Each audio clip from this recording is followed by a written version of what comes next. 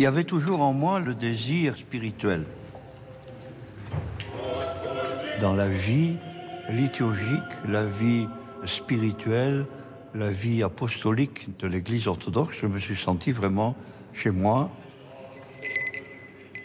J'ai donné le maximum de mon existence pour le service de l'autel et le service pastoral, le service auprès des fidèles. Ça, je n'ai jamais regretté cet engagement depuis maintenant beaucoup d'années. Je suis né à Bordeaux en 1942 et j'ai fait toute ma jeunesse à Bordeaux. J'ai fréquenté beaucoup l'église catholique puisque ma famille était catholique mais pas très pratiquante. Vous savez, c'était grâce à un ami dominicain, j'ai rencontré l'église orthodoxe. Dans cette petite paroisse de Bordeaux, qui était une petite église fréquentée par une poignée d'orthodoxes qui vivaient dans les environs de Bordeaux. Et après presque 2 années de fréquentation, j'étais reçu dans l'église orthodoxe par le père Jacques, qui était un Espagnol, et qui m'a conduit vraiment vers l'orthodoxie. Je me suis posé la question de la vie monastique et j'ai entendu parler qu'il y avait un monastère en Angleterre. C'était assez nouveau et c'était le monastère du Père Sophronie en Essex. Et j'ai écrit et le Père Sophronie m'a invité à venir. Et ça a très bien marché et il m'a pris comme postulant. Et là, j'ai passé ces 2 années merveilleuses avec le Père Sophronie et de son enseignement. Cet homme était vraiment un homme vraiment de Dieu et il avait une manière de nous former, de nous apprendre à vivre dans la liberté, à vivre libre. Et il nous disait toujours, je veux que vous soyez des hommes libres. Voilà, que vous ayez vous vous épanouissiez dans la liberté. Il nous taquinait beaucoup. Un jour, il nous dit, vous savez, demain, il va y avoir un prêtre anglican qui va venir et nous devons manger à l'anglaise. Et il y aura des petits pois et il faudra que vous mangiez les petits pois à l'anglaise, c'est-à-dire que vous rabattiez les petits pois sur votre fourchette. Et alors nous avons fait des essais avec lui pour manger les petits pois sur la fourchette. C'était un peu une catastrophe, mais enfin, on a essayé, et tant bien que mal, on a reçu ce prêtre anglican et on a mangé les petits pois comme ça. Voilà, Père Sophronie était un artiste, vous savez. D'ailleurs, c'était un grand iconographe. C'était un artiste. Il avait l'âme d'un artiste, puisqu'il a été artiste peintre ici à Paris au début de sa jeunesse. Tout n'était pas rose, hein, il y avait des difficultés. On vivait pauvrement. C'était vraiment, il faisait froid. Enfin, c'était compliqué. Mais c'était un moment de ma vie qui m'a beaucoup apporté et beaucoup marqué. J'avais un permis de séjour de 2 années. Et la veille de l'échéance du permis de séjour, 2 policiers sont venus, je me rappelle toujours, sont venus au monastère pour signifier que je devais partir. Je suis donc parti par cette obligation civile, si vous voulez, n'est-ce pas? Je n'avais plus le droit de résider en Angleterre. Et j'avais une lettre de recommandation de Père Sophronie pour m'inscrire à l'Institut de théologie Saint-Serge. C'était assez impressionnant de rentrer dans ce monde-là un peu fermé de la 93 rue de Crimée, avec cette montée, cette vision de l'église, ces quelques bâtiments. C'était tout à fait différent d'aujourd'hui. Il y avait des petites maisons, un joli jardin. C'était une ambiance très spéciale, oui, oui.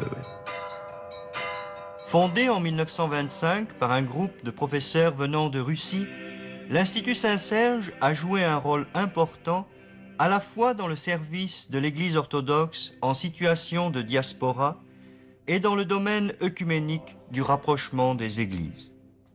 L'Institut a formé des théologiens, des prêtres et des évêques qui œuvrent aujourd'hui sur tous les continents. Grâce à une solidarité chrétienne mondiale, l'Institut a pu construire un nouveau bâtiment qui abrite les étudiants et satisfait à tous leurs besoins. Donc quand j'étais étudiant ici, j'ai eu la chance de suivre les cours avec de grands maîtres, n'est-ce pas, nos maîtres. L'ambiance ici à Saint-Serge était à la fois, comment dire, stimulante et c'était une vie difficile. Nous vivions en dortoir, nous avions un réfectoire, nous avions les offices religieux le matin et le soir, et les liturgies dominicales, les festives. C'était une vie communautaire, c'était assez rude, mais le contexte était quand même très positif, et ça m'a beaucoup marqué. Je dis toujours qu'il y a 2 endroits qui m'ont marqué et 2 personnes qui m'ont marqué dans la vie. C'est le monastère de Saint-Jean-Baptiste avec le père Sophronios et le père Alexis Kniaziev ici à l'Institut Saint-Serge. Pour moi, ça a été les 2 maîtres, l'un au niveau spirituel, l'autre au niveau théologique et pastoral, parce que le père Alexis Kniaziev était un excellent pasteur et un homme de cœur, un homme qui aimait vraiment le sacerdoce. C'était pas un fonctionnaire, c'était vraiment quelqu'un, une belle âme qui se donnait à fond pour le service liturgique, pastoral de cette communauté, et qui était en même temps un père pour nous dans le cadre de l'Institut, et qui plaisantait assez facilement, qui était joyeux. Et ce sont des années qui m'ont beaucoup marqué, et j'ai toujours eu un sentiment profond vis-à-vis de cette colline.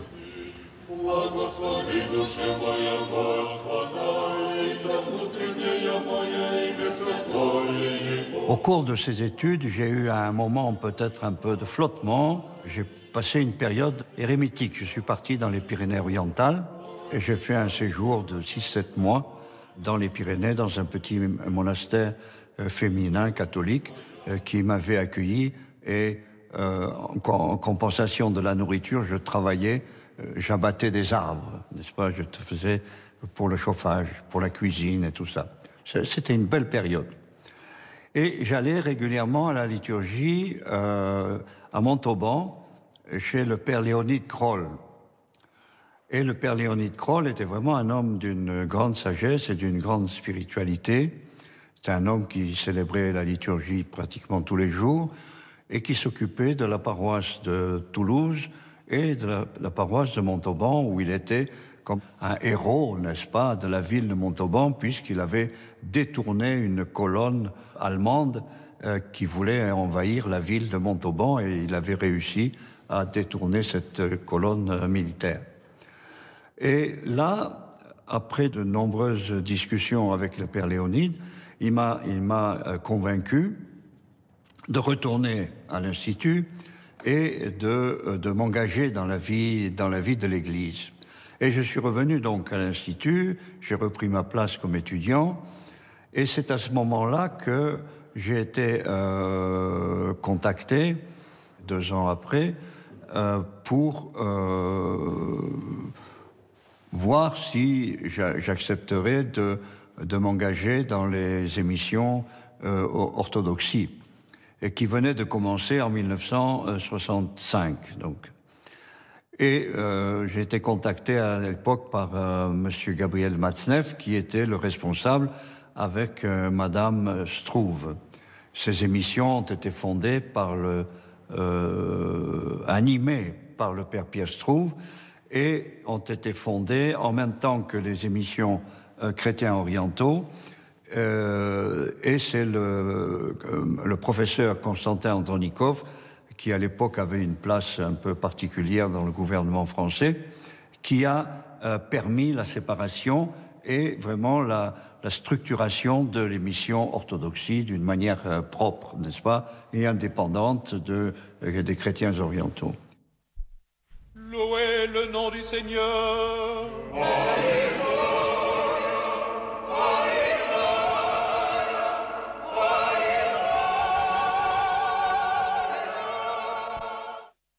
Notre émission d'aujourd'hui se passe à Nice. Nous nous trouvons dans les jardins de la cathédrale orthodoxe russe Saint-Nicolas et j'ai à mes côtés Madame Gaët.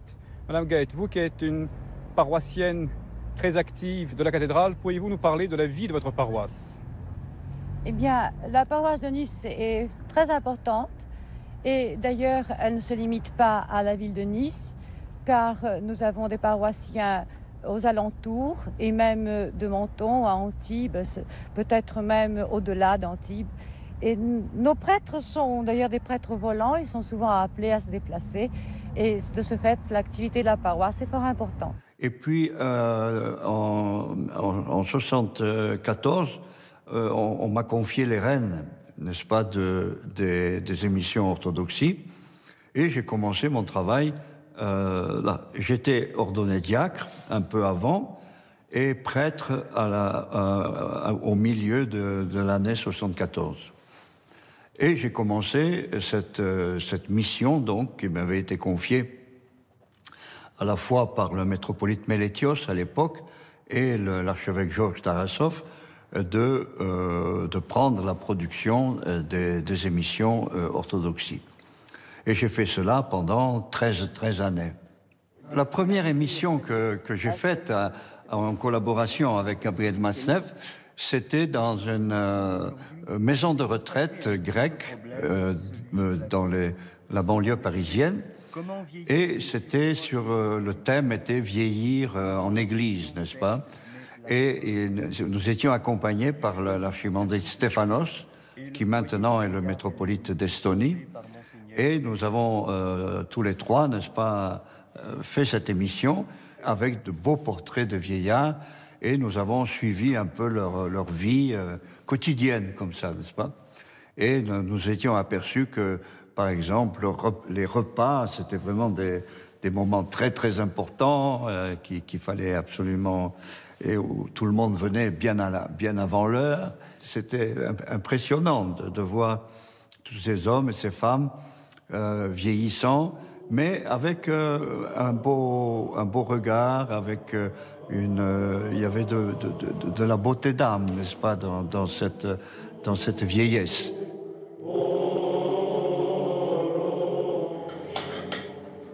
Je n'aime pas les vieillards. Je suis vieille, mais je ne les aime pas. Est-ce que vous avez des difficultés avec les autres ou des choses comme cela? Avec quoi? Avec les autres. Quand vous vivez en communauté, est-ce que vous avez des difficultés? Fermez le livre.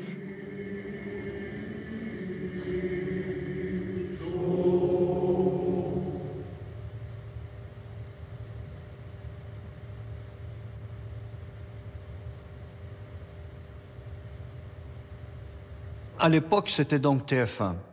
Et nous travaillions avec la SFP, la Société Française de Production, qui n'était pas très loin de Saint-Serge, qui était en haut des buts de Chaumont. Et nos équipes venaient de là. Et les émissions étaient, à l'époque, c'était très lourd, le matériel, l'installation, tout ça. Mais il y avait quand même une très bonne ambiance dans les équipes. C'était très sympathique. Je me rappelle qu'on faisait des tournages ici même, à Saint-Serge, nous en avons fait pas mal, dans différentes églises à Paris, dans différents lieux. Et toujours, l'anecdote que j'ai toujours dans la tête, c'est qu'à l'arrivée de l'équipe, tout le monde disait à quelle heure on mange. Voilà, c'est tout. C'était la tradition de savoir où il y avait un restaurant et où on allait manger. Et puis après, on se mettait au boulot. Et c'était vraiment, il y avait une très bonne ambiance, j'aimais beaucoup. Donc j'étais comme producteur, j'avais un réalisateur, plusieurs réalisateurs qui étaient mis à notre service par la SFP. Et nous travaillions comme ça de concert. Moi, j'amenais les idées, je cherchais les personnes. Et là, j'ai pu interviewer vraiment beaucoup de monde, n'est-ce pas, qui étaient vraiment des grandes figures de l'orthodoxie. J'ai interviewé le père Schmemann, le père Meyendorf, le père Boris Bobrinskoy, le père Lev Gillet, le père Elie Melia, enfin toute une... Constantin Andronikov, évidemment, qui était un théologien bien connu, et tout un florilège comme ça de personnes. J'ai pu aussi avoir des chœurs, par exemple le chœur de la cathédrale, Saint-Alexandre Nevski.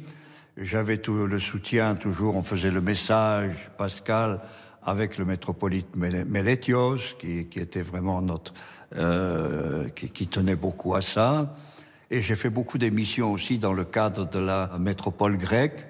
Je suis descendu dans le sud, à Salins de Giraud, à Marseille. Enfin, on a fait beaucoup de choses. Même jusqu'à Constantinople. Une fois, j'ai demandé d'aller à Constantinople, mais là, c'était un peu le refus.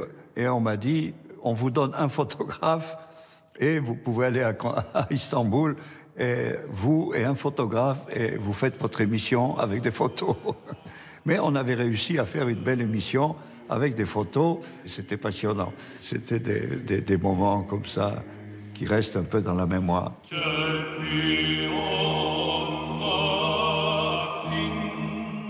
Le patriarcat œcuménique de Constantinople siège dans le quartier très pauvre du Phanar, au bord de la Corne d'Or, à Istanbul.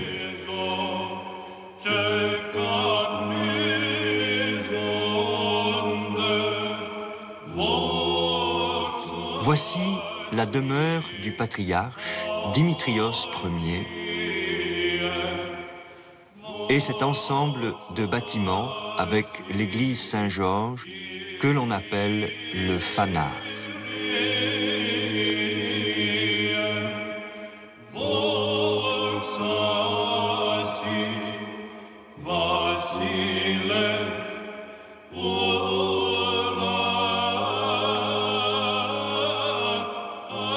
Voici l'intérieur de l'église Saint-Georges.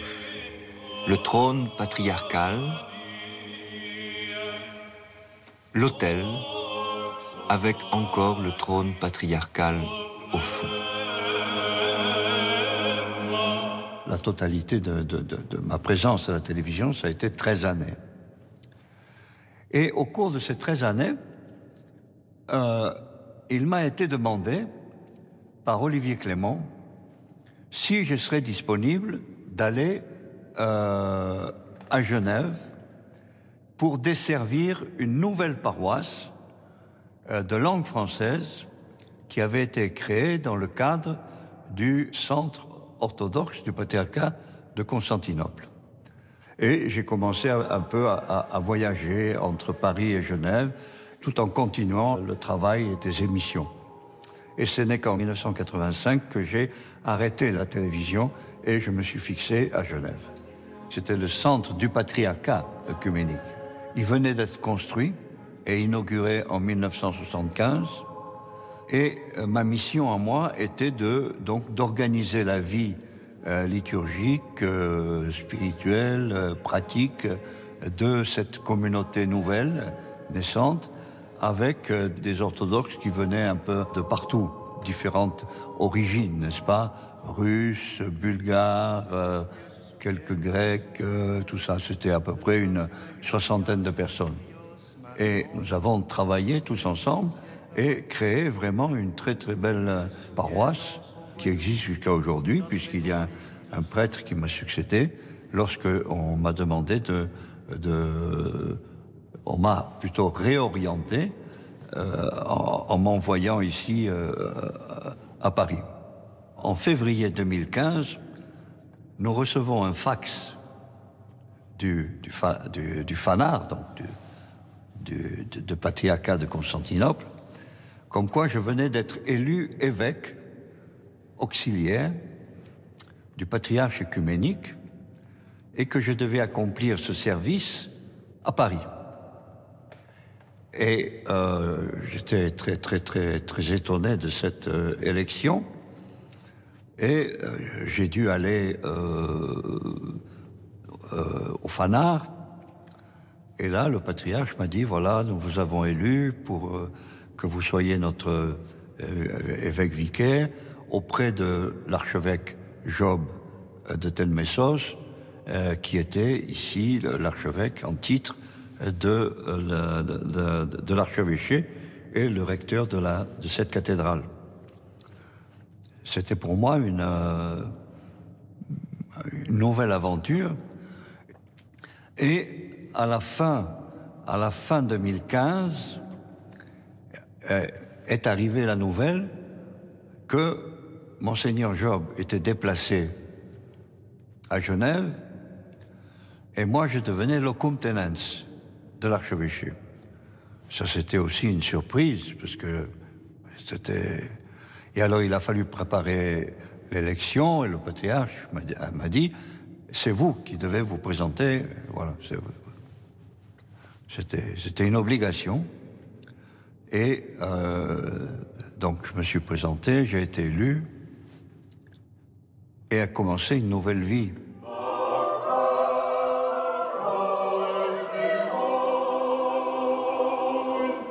Άξιος, il est digne.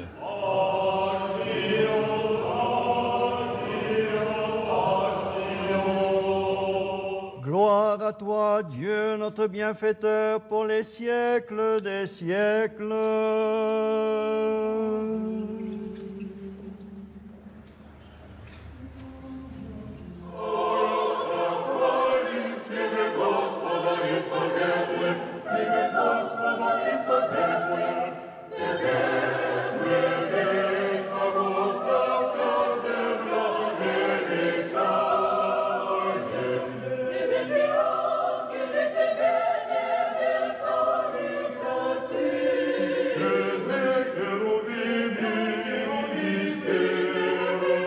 En novembre 2018, je suis à Constantinople avec beaucoup de dossiers difficiles, des réductions à l'état laïque, enfin tout ça, des dossiers difficiles pour des prêtres, des diacres, tout ça. Et à 9h20 du matin, j'apprends par la bouche du patriarche que notre archevêché va être dissous. Je suis très choqué et j'ai la confirmation quelques instants après par le métropolite Emmanuel de France que la décision a été prise de supprimer l'archevêché. J'étais avec le secrétaire de l'archevêché à l'époque, qui était M. Nicolas Lopoukine, et nous sommes restés un peu terrassés, n'est-ce pas, pendant 2 jours, et nous sommes revenus à Paris. Et là a commencé tout un travail juridique, parce que on ne pouvait pas se débarrasser de l'archevêché comme ça. Et il fallait passer par l'ordre des statuts. Et c'est nous qui devions nous dissoudre. Et alors nous avons fait des réunions, des assemblées, tout ça. Et personne ne voulait la dissolution de l'archevêché. Et nous avons pendant une année discuté, rediscuté avec le patriarcat qui a été intraitable, qui ne voulait pas revenir en arrière. Nous avons envoyé 2 fois des délégations. Nous avons fait un sondage auprès de plusieurs églises locales. Et à la fin, la solution qui me paraissait la meilleure, c'était la solution de revenir à l'église mère qui avait créé l'archevêché, c'est-à-dire l'église de Russie. Et nous avions un texte du métropolitologe, qui est le fondateur de cet archevêché, qui en 1931 disait « Un temps viendra où l'archevêché reviendra dans l'église mère ». Et je me suis servi de ce texte pour amener tout le monde à prendre une décision dans ce sens-là. Nous avons été en dialogue avec le patriarcat de Moscou. Nous avons fait plusieurs réunions ici à Paris, à Vienne, à Moscou, et nous avons élaboré avec le patriarcat une nouvelle charte une nouvelle gramota, n'est-ce pas, une nouvelle charte, qui gardait la liberté et la spécificité de l'archevêché et qui allait donner de la vie puisque on pouvait de nouveau avoir des évêques vicaires, ce que le patriarcat de Constantinople ne voulait pas. Et nous avons pu ainsi, en novembre 2019, au cours d'une célébration magnifique à Moscou, reçu cette gramota et qui faisait de nous un archevêché avec une grande autonomie. À Moscou, nous étions très nombreux, nous étions une délégation de 100 personnes à Moscou. Et la liturgie a été très belle. Et au cours de la liturgie, il est arrivé une chose à laquelle je ne m'attendais pas du tout. C'est que j'ai été empoigné par 2 prêtres qui m'ont amené devant le patriarche. Et le patriarche m'a coiffé d'un clobouk blanc de métropolite. Et il rétablissait ainsi une situation antérieure où il y avait le métropolite Loge, le métropolite Vladimir, et qui étaient de grands et sages évêques. Et moi-même, j'étais un peu interloqué, pour vous dire la vérité. Je ne m'attendais pas du tout à ça. J'étais archevêque déjà. Bon, et là, j'ai reçu ce clobouk blanc.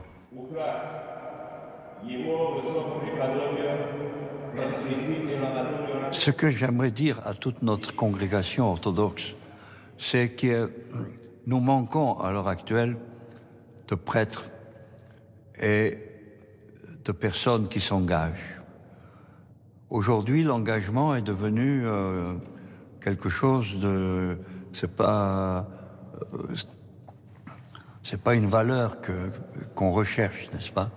Et pourtant, on a besoin pour la vie, la vitalité de l'Église, on a besoin de personnes qui s'engagent à tous les niveaux de nos paroisses, n'est-ce pas, pour aider les prêtres, pour chanter, et aussi d'envisager la voie du diaconat, la voie du sacerdoce, pour être au service de nos communautés.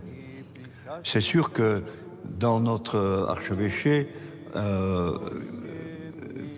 qui porte cette grande tradition, n'est-ce pas, de l'Église russe, il y a eu un élan extraordinaire au moment de la révolution russe. Après, il y a eu un grand élan avec l'Institut Saint-Serge. Mais maintenant, c'est un moment un peu de creux dans lequel nous sommes, n'est-ce pas? Et nous manquons de prêtres formés qui veulent vraiment s'investir. Je sais que la vie de nos prêtres est difficile, mais c'est une vie aussi très belle. C'est un engagement pour le Seigneur et je crois que ça vaut la peine. C'est l'appel que je lance toujours ici à la cathédrale et dans les réunions. Engagez-vous, venez au service du Christ. Il prit un pain dans ses mains saintes, pures et immaculées, rendit grâce, le bénit, le sanctifia, le rompit, puis il le donna à ses saints disciples et apôtres en disant: